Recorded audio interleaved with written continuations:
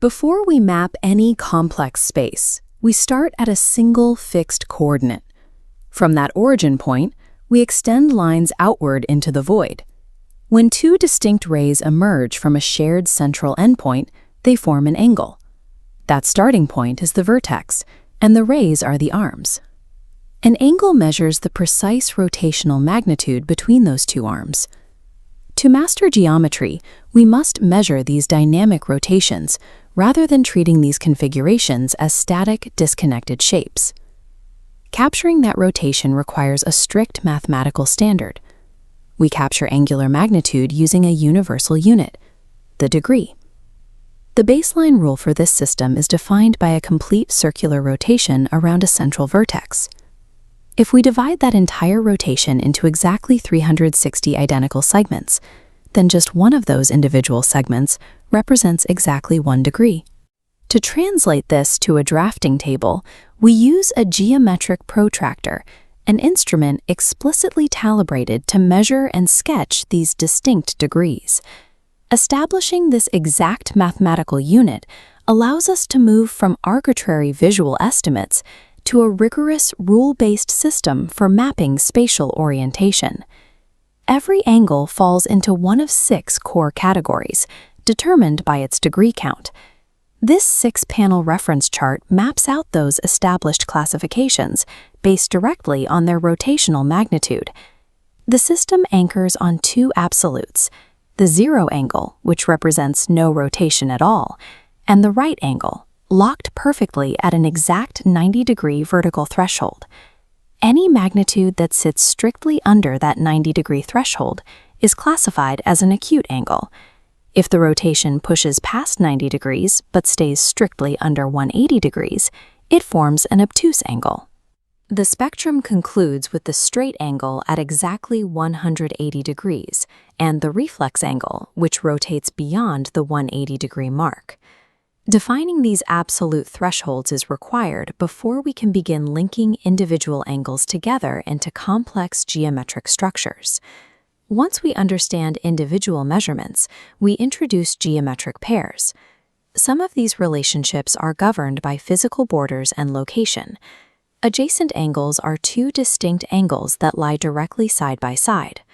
Figure 11.2 illustrates the first 2 properties of true geometric adjacency. Both angles must originate from the exact same central vertex, and they must share one mutual separating arm. The final requirement is that their remaining non-common outer arms sit on completely opposite sides of that shared central dividing line. This third rule enforces a physical boundary, ensuring that the internal regions of the 2 angles never overlap each other. True adjacency is a spatial constraint based on physical proximity.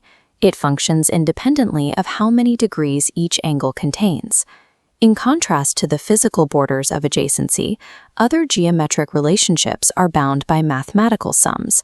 Complementary angles are defined as any 2 distinct angles whose mathematical sum equals 90 degrees. If you know one measurement, finding its geometric complement is a calculation of 90 degrees minus the known angle. Because they must sum to exactly 90, both individual angles within a complementary pair must be acute. As detailed in the top section of Figure 11.3, complementary angles possess adjacency independence. They can share a physical border or sit completely detached in space, provided their total sum remains 90. Mathematical pairings allow structural relationships to function across disconnected regions of space. We can scale this mathematical rule up to the next major threshold. Supplementary angles are any 2 distinct angles that sum to exactly 180 degrees.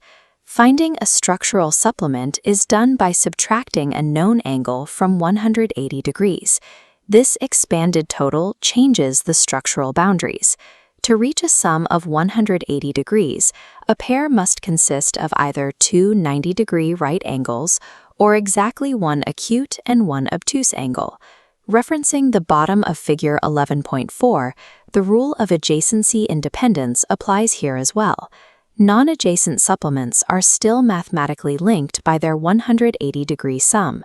Supplementary pairings demonstrate how rotational magnitude controls the relationship between large spatial arcs, requiring no physical intersection to remain paired.